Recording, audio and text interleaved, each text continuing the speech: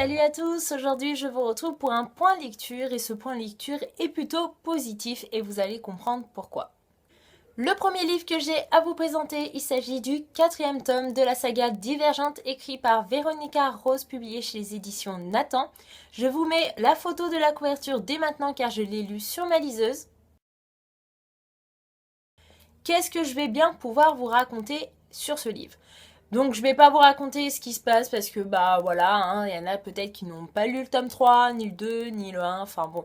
En tout cas, si vous n'avez pas encore commencé cette saga, c'est temps de vous y mettre parce que franchement, moi j'ai adoré du premier tome jusqu'au 4e tome, même si voilà, j'étais un petit peu déçue parce que le 4e tome est beaucoup plus petit que les 3 autres, mais bon, c'est toujours agréable de passer un petit moment avec ces personnages et tout l'univers de Divergente. Ce que j'ai beaucoup apprécié dans ce 4e tome, c'est le fait que l'histoire a été racontée du point de vue de Tobias. Donc dans le 3e tome, il y avait 2 chapitres racontés du point de vue de Triss, il me semble, et puis 2 autres du point de vue de Tobias, et etc. Un coup là, un coup l'autre. C'était génial, moi j'avais beaucoup apprécié, hein, ça rythmait le roman, je trouvais. Mais là, voilà, j'ai beaucoup aimé aussi voir tous les événements un peu clés de la saga racontés du point de vue de Tobias. On peut s'apercevoir que voilà, selon le personnage, que ce soit Triss ou Tobias, certains événements peuvent marquer, mais de manière différente, les personnes. Sans vous cacher, j'avais un petit peu peur de m'ennuyer parce que voilà, on nous avait dit directement, hein, ça sera pas la suite de Divergente. Et d'ailleurs, c'est bien triste, hein, mais bon, il faut pouvoir dire adieu à un certain moment au personnage, mais aussi à l'univers. Mais voilà, moi j'en ai pas eu assez, j'aurais voulu en avoir plus. Et du coup, bah voilà, me lancer dans cette lecture, j'avais un peu peur de m'ennuyer parce que voilà, on allait revoir certaines choses que l'on a déjà pu voir et lire. Et au final, non, j'ai été assez surprise puisque le roman était plutôt rythmé en 5 parties bien distinctes. Et personnellement, je me suis pas ennuyée du tout. Comme vous pouvez vous en douter, j'ai adoré ce 4e tome. Donc déjà, j'ai adoré la saga avant tout, hein. Mais là, voilà, c'est un tome réservé à Tobias. Et mon personnage préféré, c'est Tobias. Donc je ne pouvais que aimer ce tome-ci. Voilà, on pouvait voir un peu son univers à lui, ses histoires du passé qu'on n'a pas spécialement dans le tome 1, 2 ou 3.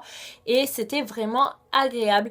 Petit bémol, je pense, par contre, pour la saga, c'est que, voilà, je crois que ce livre est vendu à peu près au même prix que le tome 1, 2 et 3 et il est quand même plus petit, il me semble.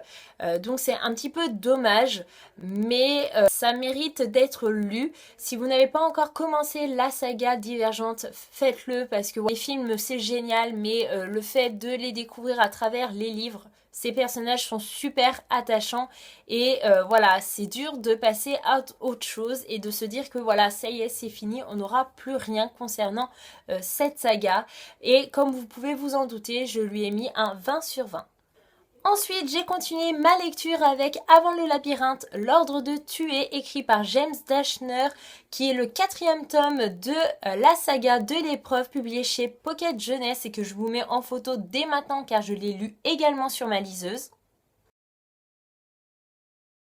Donc comme vous avez pu le voir, c'est vraiment le point lecture suite de saga et je suis ravie d'avoir pu lire ce 4e tome concernant la saga de l'épreuve parce que voilà, j'avais été très déçue du tome 3 malgré que ça soit une de mes sagas préférées.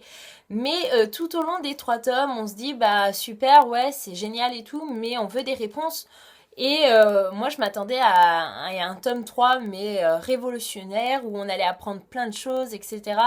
Et au final, mais j'ai fermé le bouquin, je vois encore dans quel état j'étais après ma lecture du tome 3. J'étais mais dégoûtée. C'est-à-dire que j'ai fermé le bouquin et j'ai dit mais ouais mais j'ai rien appris d'autre. C'est-à-dire que oui j'apprends un petit peu, je ne le dirai pas là pour ceux qui ne l'ont pas lu parce que j'ai pas envie de vous spoiler. Mais voilà, j'avais pas ce qu'il me fallait. Je me suis dit bah ouais c'est bien mais voilà. Là quand on lit le tome 3 de Divergence, on a toutes les réponses à nos questions. Ou alors, si vous êtes un peu exigeant au niveau questions, vous les avez peut-être pas. Ici, dans le tome 3 du labyrinthe, on se dit, mais oh, c'est quand est-ce que l'auteur va nous donner nos réponses? On en a marre d'attendre. À un moment donné, c'est bien, mais écrire par exemple 10 tomes pour nous raconter toujours la même chose et pas nous donner les réponses, c'est un peu gonflant et c'est dommage. Donc ici, c'est pareil, j'ai beaucoup apprécié. On reste encore un peu dans l'univers de l'épreuve. Et bon, le petit bémol, je pourrais dire, c'est le fait que on suit des personnages qui sont totalement différents des personnages que l'on peut suivre dans les 3 tomes de la saga. Ça donne un plus aussi parce que ça permet de découvrir de nouveaux personnages et de rythmer la lecture correctement, c'est-à-dire que on veut en savoir plus sur ces nouveaux personnages et on va dévorer les pages sans s'en rendre compte et c'est pas plus mal. Mais voilà, moi je pensais que j'allais redécouvrir, retrouver mes personnages chouchous et non, c'était pas le cas. Cependant, on a quand même certaines réponses à nos questions. Enfin, ça allait mieux après la lecture du 4e tome. Vous allez me prendre pour une folle, mais voilà. C'était vraiment important pour moi d'avoir ces réponses parce que... ouais, un tome 3 comme ça, mais enfin, je m'en remettrai pas, mais bon, voilà. Donc, c'était assez agréable comme lecture. J'ai adoré tout ce qui se passait durant ce tome-là. On ne s'ennuie pas, il y a sans cesse de l'action ou alors des révélations, ce qui rythme très bien la lecture et c'est même une lecture plutôt addictive, je pense. Moi, je l'ai dévoré en 2 ou 3 jours, il me semble. Et personnellement, si vous savez pas trop s'il faut lire ce tome-là, je pense que c'est vraiment nécessaire. Vous pouvez pas rester avec la fin du tome 3 et vous contenter de ce qui se passe dans le tome 3. Il faut absolument lire ce préquel. Je pense que c'est très important pour vous et pour avoir quelques réponses aux questions. Oui, je le dis encore une fois, mais c'est très important. Un petit bémol concernant ce tome-là, oui, il y en a un petit, mais c'est pas grand-chose. Hein. Franchement, lisez ce livre, ça vaut le coup. Je le conseille fortement. C'est que la fin m'a laissé un petit peu perplexe. Je suis restée sur ma faim, on va dire. C'est-à-dire que je m'attendais à peut-être plus et il fallait pas.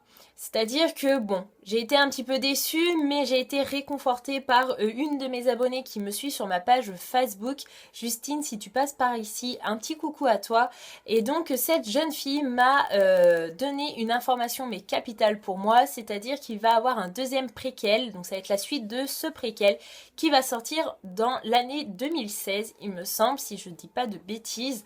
Et je suis super ravie parce que je dis que voilà, la saga n'est pas encore totalement finie, il va me rester encore un peu de moments agréables à vivre en compagnie des personnages et en plus apparemment ce préquel là sera consacré aux personnages présents dans les 3 premiers tomes et voir un petit peu leur vie avant d'être choisis pour intégrer le labyrinthe et j'ai vraiment hâte de me lancer dans ce préquel.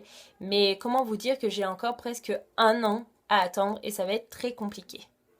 Du coup, j'ai mis 18 sur 20 à ce 4e tome parce que voilà, pour moi, il y a un petit bémol, mais pas grand-chose, d'où le 18 sur 20. C'est quand même malgré tout une bonne note, mais je crois que l'auteur, James Dashner, adore jouer avec mes nerfs. C'est horrible, c'est horrible. Mais voilà, j'espère mettre un 20 sur 20 au deuxième préquel qui va sortir du coup en 2016 et comptez sur moi, je serai au rendez-vous pour celui-ci. Et voilà, mon point lecture suite saga est enfin terminé. N'hésitez pas à me dire en commentaire si vous avez lu ces sagas ou même ces 4e tomes. Je serai ravie de vous lire et je vous dis à bientôt pour une prochaine vidéo. Bye bye.